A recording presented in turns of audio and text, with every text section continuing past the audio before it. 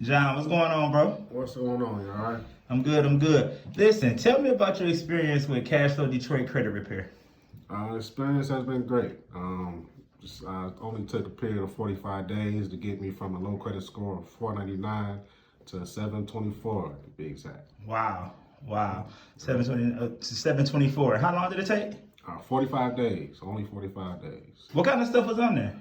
Well, I had student loans, regular stuff, late credit card payments, and most importantly, I had my car on there. Wow. Okay. Yeah. And what happened with that?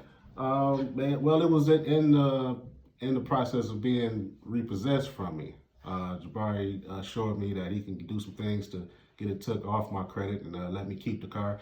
And that's exactly what happened. I still have the car, and I got a way higher credit score today. Amazing. Fantastic. Can you show us your credit? I know a lot of people don't want to believe it.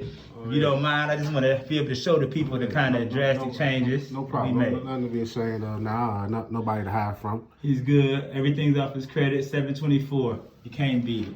So it was well worth the service out in your estimation. Well worth the service. Well worth the service. Fantastic.